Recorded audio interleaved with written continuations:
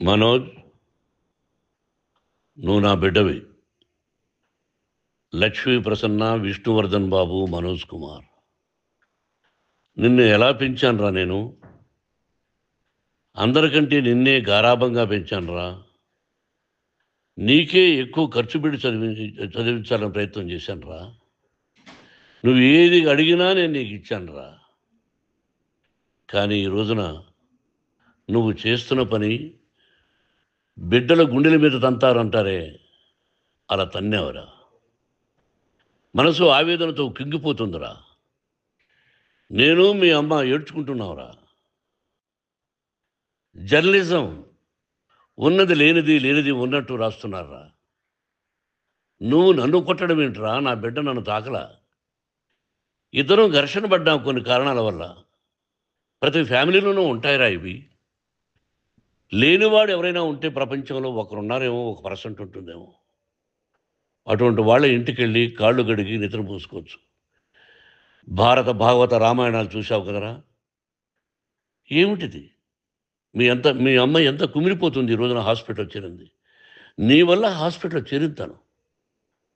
చూడు మనోజ్, నీకు అన్నీ ఇచ్చిన ఈ రోజున నువ్వు నా గుండెల మీద తనడమే కాకుండా అపకీర్తి తీసుకొచ్చావు. ఏదేదో రాశావు, ఏదేదో చెప్తున్నావు. కొంతమంది జర్నలిస్టులు ఉన్నది లేనిది, లేనిది ఉన్నట్టు రాసే వాళ్ళ తత్వం వాళ్ళకి. ఎందుకంటే టీఆర్పీ పెరగాలి. ఇది వాళ్ళ నైజం. మనం మార్చలేము. వాళ్ళందరి మీద మన కోర్టుకు వెళ్ళలేము. వాక్ స్వాతంత్రం అంటారు, ప్రజాస్వామ్యం అంటారు. ప్రజాస్వామ్యంలో కూడా కొన్ని హద్దులు ఉన్నాయి. ఇది నీకు తెలుసు అనుకున్నా. ఎంత మంచి నటుడివి నువ్వు.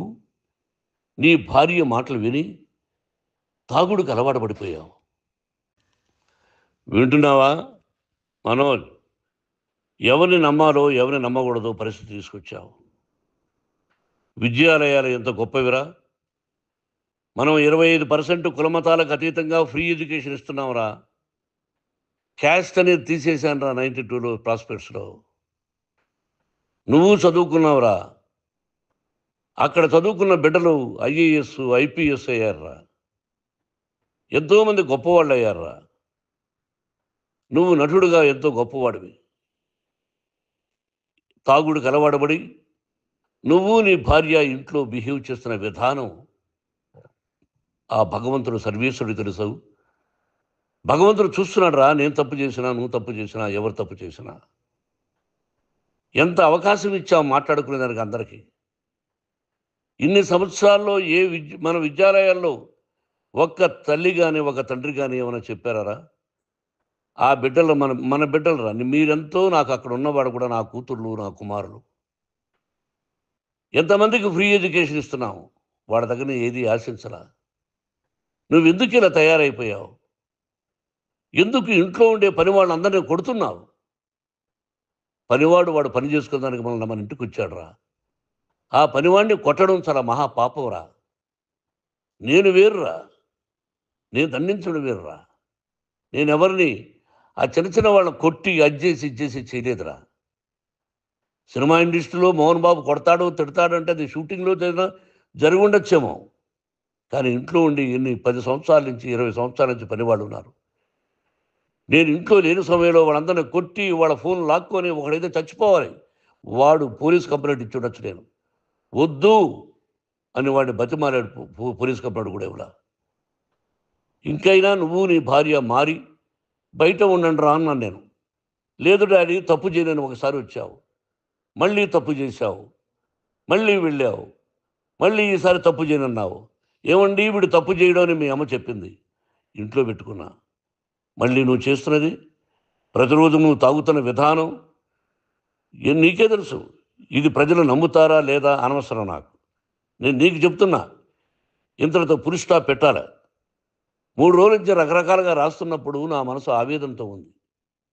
మళ్ళీ చెప్తున్నా, Mohan Babu university is greater than temples. Greater than temples. బిడ్డలను కాలేజీలో చేర్చుకునే ముందు చెప్తారు, అన్నయ్య ఎంత ఉంది యూనివర్సిటీ రూల్సు, ఇది మా పద్ధతి, మీకు ఇష్టమైతే చేర్చండి. గవర్నమెంట్ బిడ్డల్ని గవర్నమెంట్ ఏమి ఇస్తుందో ఇంత పర్సంటేజీ, వాళ్ళకు కూడా మీ దగ్గర ఎందుకు డబ్బు తీసుకుంటున్నావు అంటే దానికి అర్థం పరమార్థం చెప్పాము. దొంగతనంగా తీసుకోలేదు, ప్రతిదానికి చెక్కులు ఉన్నాయి, అది అకౌంట్ ఉంది. దానిలో తప్పులు జరిగితే డిపార్ట్మెంట్ ఉంది, కాలేజీలో ఇంకేదైనా తప్పు జరిగితే గవర్నమెంట్ ఉంది. ఇవన్నీ నీకు తెలుసు. ఈ రోజున ప్రపంచంలోనే నెంబర్ 1గా చేయాలని మీ అన్న కష్టపడి ఇతర దేశాల్లో నెంబర్ 1 యూనివర్సిటీ టైఅప్ చేశాడు. ఈ రోజు నువ్వు చేసిన విధానం ఏమిటి? నువ్వే ఒకప్పుడు నాకు ఇవి ఏమొద్దు నేను యాక్టింగ్ అన్నావు. ఈ రోజున ఏం చేస్తున్నావు? విద్యాలయాల మీద పెట్టావు. తల్లిదండ్రులు చాలా గొప్పవాళ్ళరా. కొంతమందికి డబ్బు కట్టలేకపోవచ్చు, కట్టని వాళ్ళకు కొంత సహాయం చేసాం. అంతా సహాయం చేయలేము. బ్యాంకుల్లో డబ్బు కట్టాలి, లెక్చరర్స్కి డబ్బులు ఇవ్వాలి, యూనివర్సిటీ బ్రహ్మాండంగా నడపాలంటే మంచి లెక్చరర్స్ కావాలి. ఇవన్నీ తెలిసి చేస్తున్నావురా 32, 33 సంవత్సరాల నుంచి. అది పక్కన పెడితే అందరినీ కొట్టడానికి వస్తావు. మీ అన్నం తిడతావు. ఒక వ్యక్తి వినయ్ గారనే ఆయన వ్యక్తి హెల్ప్ చేయడానికి వస్తే ఆ వినయ్ ఎవరు లజ్జాగుడికి చంపేస్తాను వాడు అన్నావు. ఇవన్నీ ఎంత తప్పురా? అంటే మీ నాన్నగారికి ఎవరు సహాయం చేయడానికి వస్తే వాళ్ళందరినీ లజ్జాగుడుకులు అంటావు, చంపేస్తానంటావు. మీ అన్నను చంపేస్తానన్నావు. చంపరా చూద్దాం మీ అన్న, నేనే అన్నా. తాకరా నీ ధైర్యం ఉంటే అన్నా. ఎంతమందిని చంపాలనుకుంటున్నావు? ఎంతమందిని చేయాలనుకుంటున్నావు? నువ్వు ఏం సాధించాలనుకుంటున్నావు? ఆలోచించుకో. ఈ ఇంట్లోకి అడుగు పెట్టడానికి నీకు అధికారం లేదు. ఇది నా కష్టార్జితం. మా నాన్నగారు 10 రూపాయలు 10 పైసలు కూడా ఇవ్వలేదురా. మంచి జన్మనిచ్చాడు మా నాన్నగారు. మద్రాసుకు వెళ్ళి వీధుల్లో అడుగు తిన్నాను రా. ఒక పూట కూడా భోజనం లేకుండా అడుగు తిన్నాను రా. న్యాయంగా మోహన్ బాబు తిడతాడు కొడతాడంటారు కానీ మోసగాడని అనలేదురా. నీట్ పార్లమెంటేరియన్గా బయట వచ్చాను రా. నువ్వు నా పరువు ప్రఖ్యాతులు మంట కలిపావు. ఏమిటి నేను చేసిన అన్యాయం? నీకు జన్మనిచ్చాను, అదా నేను చేసిన పాపం. అందుకే ఇది నా ఇల్లు అన్నావు. నువ్వు నీ ఇల్లు కాదు. నీ కష్టార్జితంతో నువ్వు సంపాదించుకున్న ఇల్లు నీది. ఇది నా డబ్బు, నా కష్టార్జితం. నా కష్టార్జితంలో నేను పిలిస్తేనే మీరు ఇంట్లోకి రావాలి. అటువంటిది పోగొట్టుకున్నావు నువ్వు. ఆస్తులు అంటావా? ముగ్గురికి సమానంగా రాయాలా లేదా అది నా ఇష్టం. ఆస్తులు ఇస్తానా, లేకపోతే గంగపాలు చేస్తానా, లేకపోతే ఎవరికైనా దానధర్మాలు చేస్తానా, అది నాకు సంబంధించిందిరా. నా కష్టార్జితం రా. మీరు చేస్తున్న విధానం గుణగణాలు కావాలరా. మందు తాగచ్చురా. ఎంత తాగాలి? నేను కూడా 1 or 2 పెగ్స్ తీసుకుంటా. ఇది తప్పు కాదు, జనానికి తెలియాలి. నా డబ్బు ఇది. తాగి ఎవరిని కొట్లా, తాగి నేను తింటున్నా. అది ప్రజలకు అక్కర్లా. నేను తప్పు చేస్తేనే ప్రజలకు కావాలా. ఇవన్నీ ఉన్నాయిరా. ఇవన్నీ తెలుసుకో. జర్నలిస్ట్ సోదరులారా, మీకు నా గతాన్ని తెలుసు, నా భవిష్యత్తు, నేను ఎక్కడి నుంచి వచ్చాను కూడా మీకు తెలుసు. ఈ రోజున మీరు రాస్తున్న విధానం, నా బిడ్డ నన్ను కొట్టాడన్నారు. ఎంత తప్పు! ఈ రోజున నా బిడ్డ మీద కోపంతో అవును చెప్పచ్చు, కాదు. వాడు నా మీద చెయ్యెత్తలేదు. నేను ఘర్షణ పడ్డాం. ఘర్షణ వేరు, కొట్టుకోవడం వేరు. గాయాలతో హాస్పిటల్కి వచ్చి కుంటుకుంటుగా నడిచాడు. మళ్ళీ ఏమని పోలీస్ స్టేషన్కి వెళ్ళి చెప్పాడు. ఎవరో 2 ఉన్నారు, వాళ్ళిద్దరూ నా మీద దాడి చేశారన్నాడు. నా ఇంట్లో పనిచేస్తున్న వ్యక్తుల గురించి పోలీస్ స్టేషన్కి వెళ్ళి చెప్పవలసిన అవసరం అతనికి లేదు, హక్కు లేదు. పోలీస్ డిపార్ట్మెంట్ కూడా తెలుసుకోవాల్సిన విషయం. నా ఇంట్లో ఉండే వర్కర్స్ మీద నేను కంప్లైంట్ ఇవ్వాలి. నువ్వు పర్మిషన్ లేకుండా నా ఇంట్లోకి నువ్వు చొరబడి ఈ ఇల్లు నాదంటూ ఇంట్లో పనిచేస్తున్న వర్కర్స్ మీద కంప్లైంట్ ఇచ్చావు. అది ఎంతవరకు పోలీసు న్యాయమో రూల్సో చూద్దాం. పోలీస్ డిపార్ట్మెంట్ ఇంటికి వచ్చింది. వాళ్ళకి రాశాను ఉత్తరం, అయ్యా నేను సీనియర్ సిటిజన్ని, నాకు రక్షణ లేకుండా ఉంది, నా బిడ్డ వల్ల నా ఇంట్లో నుంచి నా బిడ్డను పంపించేసి ఇది నా ఇల్లని. వాళ్ళు నాకు సమాధానం ఇవ్వలేదు.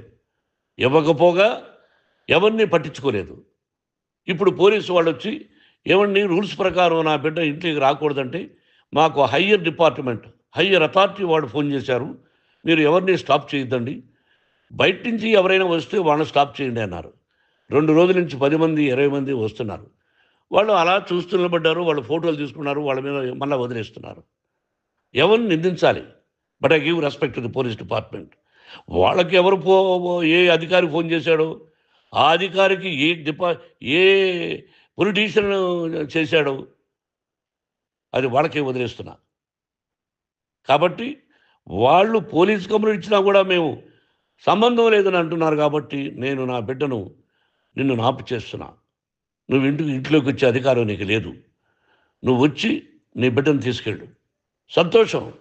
నువ్వు రాలేదు, నీ బిడ్డను జాగ్రత్తగానే చూసుకుంటావు. Take care your daughter, that's all. మీ అమ్మ హాస్పిటల్లో అడ్మిట్ అయింది.